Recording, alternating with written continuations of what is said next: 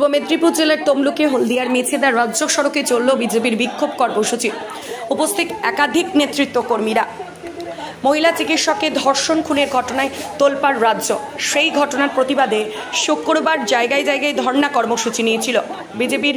দুপুর 2টো থেকে 4টে পর্যন্ত বিজেপির এই ধর্ণা কর্মসূচি রাজ্যের বিভিন্ন প্রান্তে শুরু হয়। সেই মতো পূর্ব মেদিনীপুর জেলার তমলুক শহরের মানিকতলা মোড়ে বিজেপি নেতাকর্মীরা রাস্তা অবরোধ করে বিক্ষোভ দেখায়। এদিনের কর্মসূচিতে উপস্থিত ছিলেন রাজ্যের বিরোধী দলনেতা শুভেন্দু অধিকারীর ভাই তথা তমলুকের প্রাক্তন সাংসদ দিব্যেন্দু অধিকারী, তমলুক নগর মণ্ডলের সভাপতি সুকান্ত চৌধুরী, এছাড়াও তাম্রলিপ্ত পৌরসভার 2 বিজেপি কাউন্সিলর ও অন্যান্য নেতৃত্ব কর্মীরা।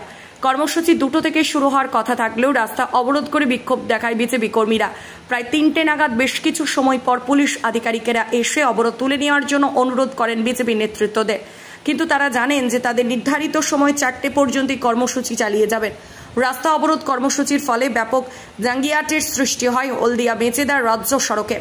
4টের পর কর্মসূচি শেষ হওয়ার পর পুলিশ আধিকারিকেরা দ্রুত যান চলাচল স্বাভাবিক করে। Bureau report RK news. মহামান্য আদালত সমস্ত ঘটনা বিস্তারিত শুনেছেন বলে আমার কাছে খবর। আমি জানি না আদালত কি বলেছেন এখনো পর্যন্ত, তবে যেটুকু বলবো, মহামান্য বিচারপতি, প্রধান বিচারপতি মহোদয় এবং কলকাতা ন্যায়ালয়ের প্রতি আমাদের পূর্ণ আস্থা আছে এবং ন্যায়ালয়ের কাছ থেকে আমরা ন্যায় বিচার পাব। এই রাজ্যের যে খুনি, এই রাজ্যের যে মুখ্যমন্ত্রী, যিনি একজন মহিলা, তিনি বলছেন এক কথা আর তার আলালের দুলাল তিনি বলছেন আরেক কথা। অতএব আমরা মনে করি মুখ্যমন্ত্রীর অবিলম্বে পদত্যাগ করা উচিত। আমরা মনে করি কলকাতার পুলিশ কমিশনার বিনীত গোয়েলকে গ্রেপ্তার করতে হবে।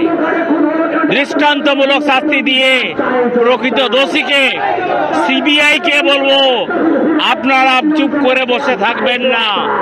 কেন্দ্রীয় স্বাস্থ্য মন্ত্রক ইতিমধ্যে নির্দেশ জারি করেছে, ডাইরেকশন দিয়েছে, এফআইআর করতে হবে, এফআইআর রুজু করবে।